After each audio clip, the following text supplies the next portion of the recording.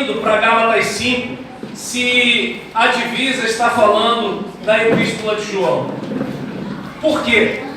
Porque quando nós vimos essa afirmação de que os jovens são fortes e de que eles venceram o maligno, é muito comum que nós sejamos assaltados por alguns pensamentos. Às vezes nós temos aquela ideia de que uma vida espiritual, de que uma vida plena de espiritualidade, pastor Ângelo, se eu andar, está tranquilo? Não tem problema? Então, muitas vezes a gente tem aquela ideia de que uma vida de espiritualidade, ela é aquela vida em que você sai do culto, cheio da presença de Deus, e aí você vai para o trânsito. Eu entendo que o trânsito e o futebol é o teste de credibilidade, entendeu?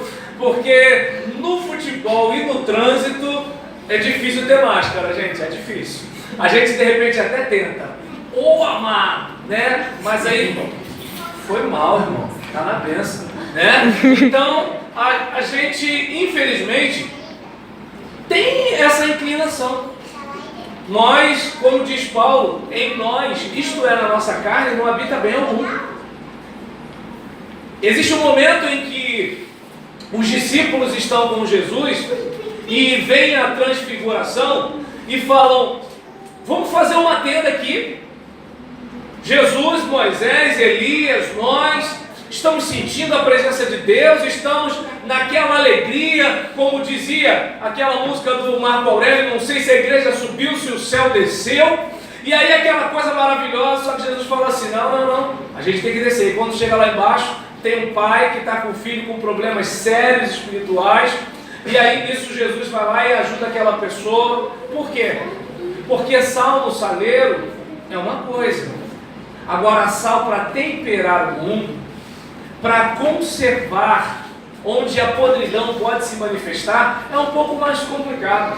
Até porque aqui, se você for mal criado, o irmão vai entender: ah, mas é irmão fulano tem problema, né? Essas coisas assim. Eu, pelo menos, como pastor, vez por outra, a gente faz um sepultamento, né? Não tem para onde correr, crente morre, né? E aí nisso, é muito comum que tem aquela pessoa que morre, que as pessoas falam assim: gente, mas o irmão fulano, ele era uma bênção, mas o irmão fulano, gente, olha, e aí todo mundo, mas vai fazer uma falta incrível, que perda vai ser pra gente, era comprometido, era dedicado, sempre tinha uma palavra.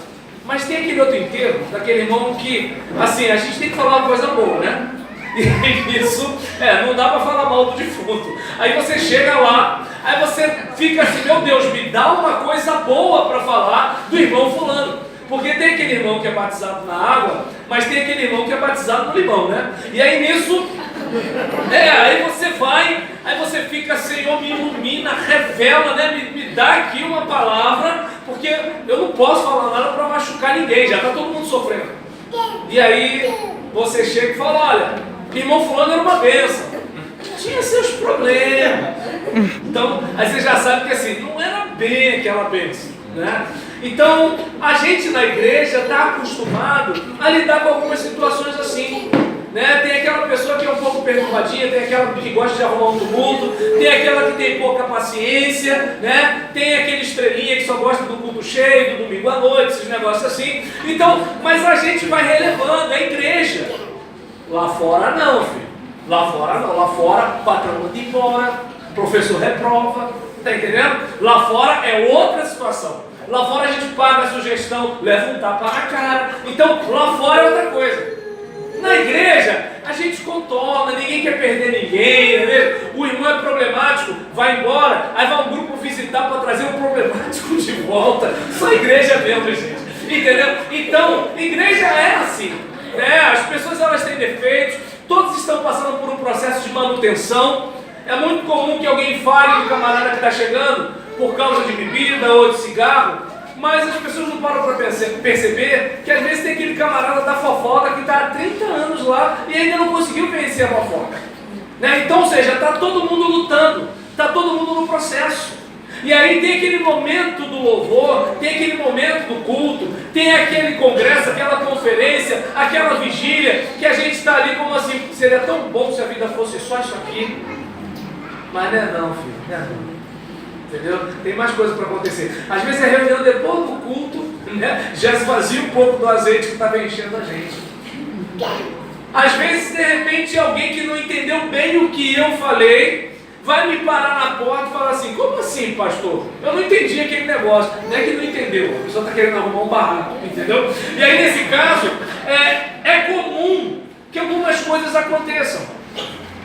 E aí, vem a crise. Ué, mas a Bíblia diz que eu sou forte, eu tenho essa dificuldade. Não é o caso, obviamente, aqui, mas existem aquelas situações, né, que tem aquelas pessoas que gostam de sensualizar, né? Tem aquele rapaz, né, que ele quer botar, né, aquela calça meio arrochada assim, aí o tocinho dele tá saltando assim para fora, né? Dá uma vontade de dizer, né? Blim, blim, blim, blim, né? Então, aí nisso tá ele lá querendo mostrar aquela barriguinha para o pessoal dar uma olhada, aquela coisa todinha, né? E aí nisso tem aquela irmã que quase pega um resfriado, né? Porque quer ficar à vontade, até porque a maldade está nos olhos de quem vê. Então a gente sabe que diante de situações assim, peraí, como é que a gente lida com isso? Não é? Porque tem aquele que gosta de mostrar, mas só tem o que gosta de mostrar porque tem o que gosta de ver. Tem o cara que gosta de falar, mas só tem o que gosta de falar porque tem o que gosta de ouvir. Eu não sei se dá para perceber que é uma série de problemas que as pessoas têm e elas estão juntas e os problemas se evolumam. Ah, eu quero ser pastor de multidões. Amém, mas é o seguinte, se 100 pessoas têm problemas, 1000 pessoas também têm. Então eu tenho 100 problemas para lidar. Quando a igreja tiver 1000 pessoas, tem 1000 problemas para lidar.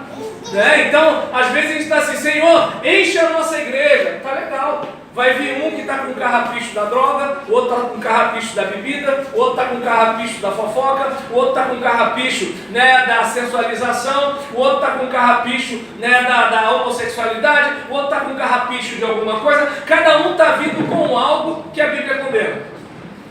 E aí a gente faz o quê?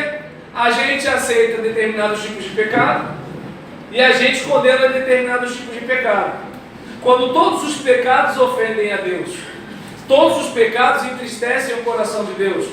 Usando a analogia que o irmão fez sobre o cheiro suave às narinas do Senhor, todo pecado fede às narinas de Deus. E aí, qual é o problema? De repente, tudo bem, eu não dou, né, um teco num bagulho ali, eu não bato na minha mãe, eu não traio a minha mulher. E quando eu falo não trai minha mulher, todo mundo diz que não trai, né? Mas aqui tem a olhadinha, né, gente? A olhadinha também é traição, para quem não sabe, tá bom? Tá? Quer que eu desenhe? Aí nisso, o que acontece? Eu não traio minha mulher nem com a olhadinha, pastor. Tá bom, mas é orgulhoso. Pronto, deu ruim. No quesito deu ruim, todo mundo aqui perdeu. O irmão mais consagrado, o que ora mais horas, o que leu mais a Bíblia. Ah, então eu vou ficar... Não, o sem vergonha já rodou antes, entendeu? Então, é importante a gente observar que a gente tem limitações, a gente tem falhas, só que o poder está em nós. É como, por exemplo, você tem a chave de uma porta, mas para você passar pela porta, você tem que fazer o quê? Você tem a chave e a porta está fechada. O que você tem que fazer? Abrir. Tem que abrir a porta. Você tem o poder, mas se você não usar, parece que você não tem. E é justamente isso que eu gostaria de falar com você. Gálatas, capítulo 5, versículo 16. Quem pode ler, por favor?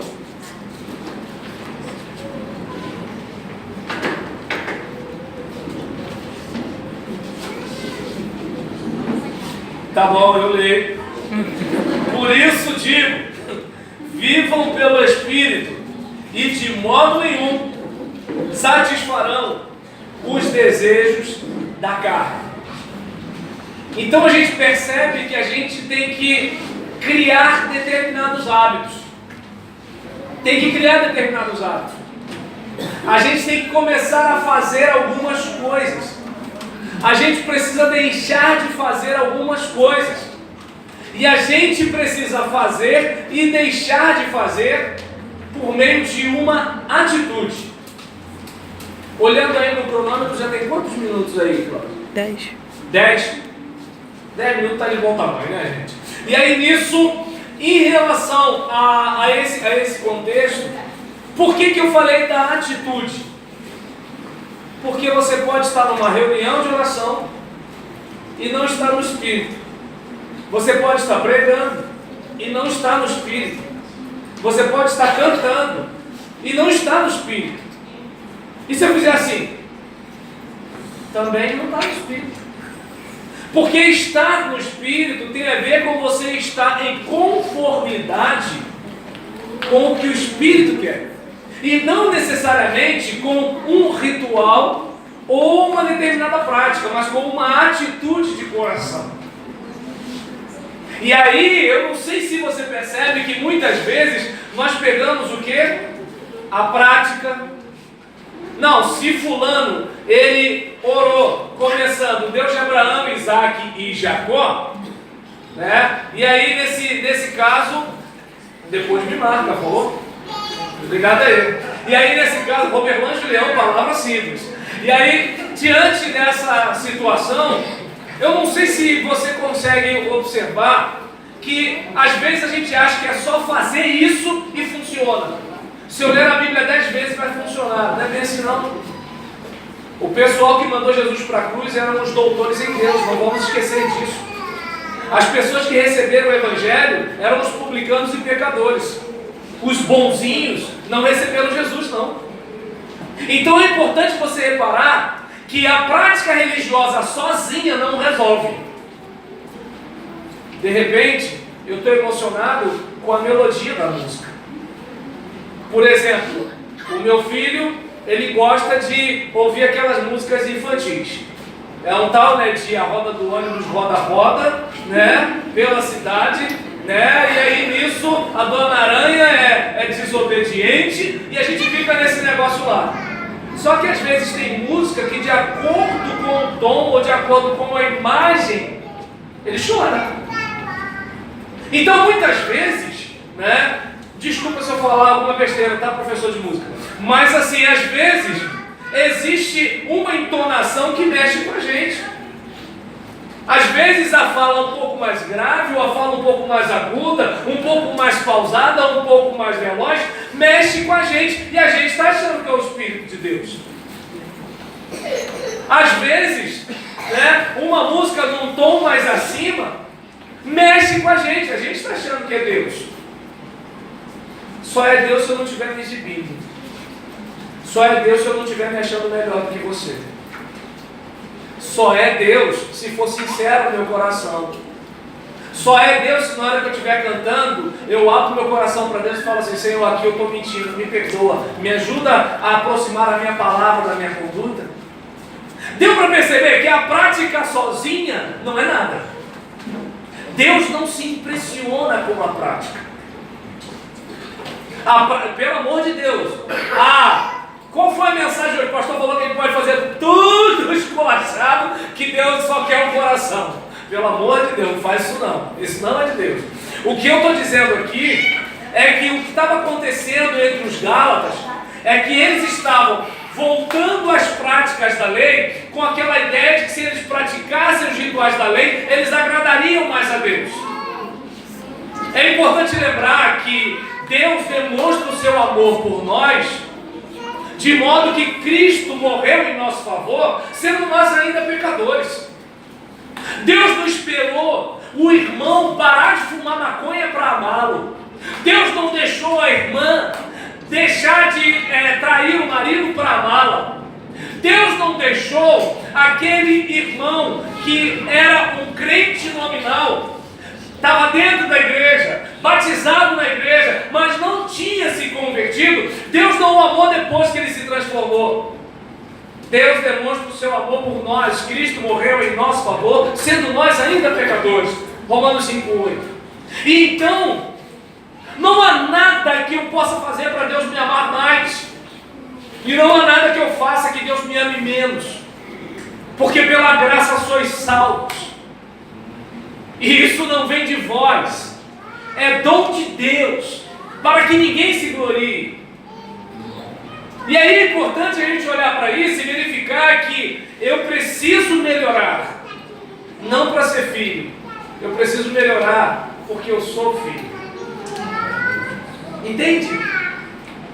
É importante a gente ter isso em mente. E os Gálatas não. Os Gálatas estavam pensando: eu vou ser um bom menino para Deus me aceitar. Ô bobo, Deus já te aceita. Ele não aceita o seu pecado, mas Ele já te aceita. Então que tal a gente tirar a máscara, jogar aberto com Ele?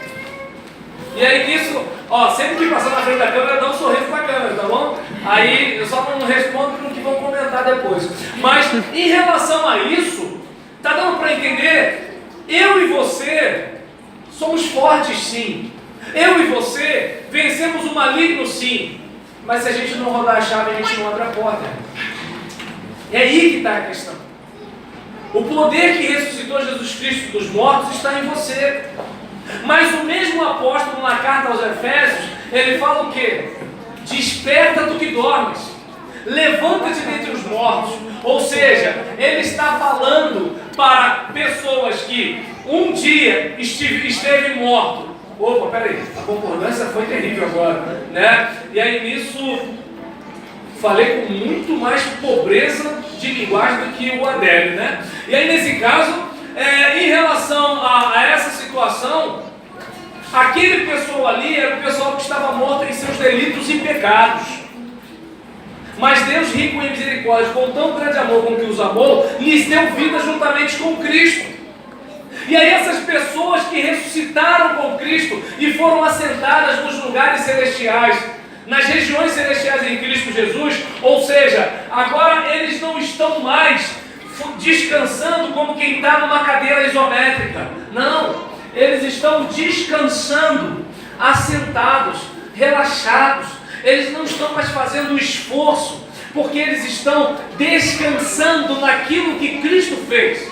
E descansados, aí sim, eles podem fazer mais para Deus. A Bíblia diz que nós somos salvos pela graça, não pelas obras, mas somos feituras de Deus em Cristo Jesus para praticar as boas obras, para as quais Deus nos preparou de antemão. E aí, o que acontece? Deus já me fabricou, Deus já me projetou, Deus já me recriou para viver boas obras. O que está acontecendo? Se você compra um sapato, você compra um sapato para calçar. Não vou dar mais cola não. Está entendendo? Se você compra uma roupa, você compra uma roupa para vestir. Mas também depois da pressão, né? E aí o que acontece? O crente, ele foi gerado, regenerado, recriado para viver em novidade de vida, para viver em boas obras. Então, ele não faz para ser, ele faz porque é. Um cachorro não tem que latir para ser cachorro, o cachorro late porque já é cachorro. Um peixe não nada para se tornar peixe, um peixe nada porque é peixe. Você não vai viver em santidade para ser salvo, você vai viver em santidade porque a falta de santidade entristece o seu coração, que clama todo dia: Abba, Pai, eu quero ser melhor para Ele, eu quero agradá-lo, eu quero viver para a sua honra e para a sua glória. Eu quero que quando Ele olhar para esse mundo em trevas, Ele veja um ponto de luz. Ali está meu filho, ali está meu servo. Eu, por exemplo, hoje tenho 44 anos de idade, não dependo financeiramente do meu pai, eu não vivo debaixo do seu teto, meu pai não me dá mais chinelada, mas eu quero trazer honra para o nome do meu pai. Eu quero que as pessoas falem assim: olha, seu Orlando, seu filho, eu quero isso. Antes não era assim, antes o que eu não queria era levar uma coça. Entende como é que é diferente? E aí, talvez você possa se perguntar: tá, mas o que a gente faz? Tudo bem, eu tenho a chave, tá legal, a porta está trancada, tá, mas como é que eu faço para quando quando eu estiver lá no meu carro, eu não ficar olhando as meninas que estão pegando no resfriado lá nesse frio do inverno. Entende? Ou você anda com a sua mulher todo dia do seu lado, porque se você olhar com ela do lado, o tempo fecha, né? Ou você faz isso, ou você vai precisar desenvolver um andar no Espírito. Tá, mas como é que eu faço para eu, por exemplo, não dirigir pelo acostamento quando eu estiver atrasado? Bem, ou você vai estar sempre pedindo a Deus para ter um policial rodoviário federal ali, né, esperando só você passar para você pagar aquela multa gostosa, né? Ou você vai desenvolver esse andar no Espírito. E aí, alguém vai dizer, o andar no Espírito tem a ver com frequentar os cultos? Sim e não. Porque tem gente que está no culto não para cultuar. Tem um monte de motivo que pode fazer alguém entrar no culto. Às vezes tem aquele rapaz que está interessado naquela menina, aquela menina é membro daquela igreja. E aí ele percebeu que aquela menina não vai namorar com alguém que não é daquela igreja, ou que não é de igreja nenhuma. Então ele vai fazer o quê? Opa, deixa eu botar a capa, né? Vou dar meu jeito. Existe aquela pessoa que está na igreja porque o ambiente é legal. O pessoal não bebe, pelo menos eu acho. Né? O pessoal não fuma, né? O pessoal não joga no bicho. É o que eu acredito também, né? Então, o pessoal, assim, é todo mundo tranquilo, é um futebol legal, o pessoal é bacana. Pô, é legal estar na igreja, e realmente é verdade. Ou então, os meus filhos crescendo ali, eles vão aprender valores morais.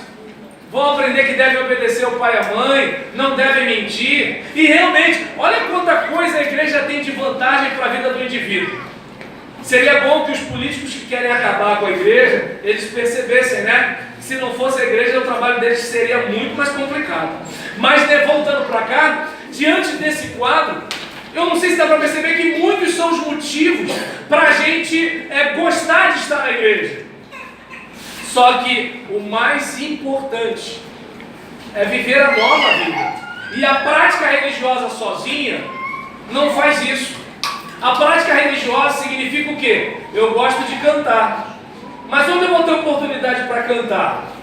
Ah, na igreja dá. Eu gosto de falar. Mas quem vai querer me ouvir falar? O que você tem para falar? Eu não sei, mas eu gosto de falar. Na igreja eu vou ter oportunidade. Eu gosto de dançar. Eu danço meio esquisito, tá entendendo? Né? Mas na igreja eu vou ter oportunidade, então eu vou para lá. Né? Então, assim, muitos são os motivos que pode fazer eu estar numa reunião. Numa reunião de oração, eu posso fazer um pedido de oração bacana. Eu posso chegar e falar assim, irmãos, eu quero pedir oração, né? Perdão, o seu nome qual é? Daniel. Irmãos, eu quero pedir oração pelo Daniel, porque sabe, Daniel, aí alguém já, como assim, Daniel, o que tem? Um problema? Vou pedir de oração. Não, porque sabe como é que é, né? Menino novo, tal, fez isso. Foi! Gente, a gente está precisando muito do nosso apoio, porque sabe como é que é, né? Esses meninos que são novos assim, ele fez isso. Aí a oração mesmo é o que? Senhor, abençoa o Daniel, em nome de Jesus, amém. Mas quanto tempo a gente gastou falando sobre a vida do Daniel? Por que eu estou dizendo isso? Porque é o no Espírito que faz a diferença. É o no Espírito. Tudo bem que o Daniel pode ter feito cometido aquele pecado. A diferença entre o Daniel e eu é que ele foi pego e eu não. Mas eu também pequei. A diferença é que aquele outro novo convertido, ele não aguentou a pressão e foi ali e pediu uma dose de 51 perto da igreja. Mas eu tenho minha casa de praia lá na região dos lagos e lá tem uma adega e ninguém sabe. Não, mas a Bíblia fala que é para não embriagar. Ah, sim. Mas o irmão lá que deu uma bicadinha, ele embriagou? Não, mas é cachaça. E o teu é vinho. Não, a Bíblia está na Bíblia. Deu para entender? Então, às vezes, a gente vive caçando o defeito dos outros e não conserta a própria vida. Então, no Espírito, significa que eu vou fazer algo dirigido pelo Espírito, algo que glorifica a Deus, algo que Jesus faria, algo que Deus aprova. E quando a gente bota essa peneira, a gente já começou a ficar assim, opa, então eu vou ter mais cuidado na hora de pedir oração pelo Daniel. Agora, para ficar mais sério ainda, digamos que Jesus estivesse aqui, fisicamente olhando para minha cara, como é que eu ia fazer um pedido de oração pelo Daniel? Entende? Digamos que de repente, né, o irmão que cuida da escala de participação dos irmãos nos lares das pessoas, falasse assim: olha, precisamos de alguém para tocar na casa da irmã Maricota. Qual? Aquela que não escuta quando a gente chama ela? É essa mesmo. Vamos tocar lá na casa dela, né? Mas quem vai estar lá? Bem, é ela, os 15 gatos que ela tem, né? E mais a dona que toma conta dela. Ih, não vai dar não, porque eu tenho um compromisso, eu tenho uma prova, tá? eu tenho um teste, eu tenho um trabalho para entregar, eu tenho um TCC. E aí nessa brincadeira não foi. Agora olha só, vai ter um mega evento, tá entendendo? Vai ter o pessoal das gravadoras, tudo ali, tudo tal, não sei o que. Vai ter cantor fulano, cantor beltrano e tal, estão precisando de alguém para tocar. Demorou, mas você não tinha negado. Não, eu dou meu jeito, é para Jesus, para Deus a gente faz melhor, é sacrifício. Entende? A prática religiosa sozinha, irmãos, ela não tira de nós a maldade que está na gente. A gente tem aquela ideia de que a vozinha não tem maldade, o doentinho não tem maldade, a menina bonita não tem maldade, a criancinha não tem maldade. Como está escrito, não há nenhum justo, nenhum sequer. Tá? No quesito deu ruim, irmão, sobrou para todo mundo aqui. Sou o Capitão Nascimento, não, mas sem Jesus ninguém aqui sobe, ninguém sobe. Está dando para entender? E aí, jovens, vocês são fortes sim, mas precisam aprender a rodar a chave. E aí, como é que a gente roda a chave? A Bíblia diz que a gente precisa semear no Espírito, investir na nossa espiritualidade, na nossa oração. Vamos jogar aberto com Deus. Na nossa adoração, vamos jogar aberto com Deus.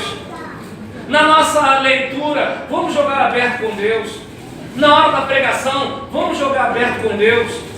Irmãos, outro dia estou eu pregando num sepultamento e estou eu falando: irmãos, olha, você que está aí, a vida é breve, daqui a pouco a gente morre. De repente você está brigado com alguém da sua família, perdoe. Talvez você não tenha ligado ainda para o seu pai, para a sua mãe, para dizer eu te amo. Você de repente não...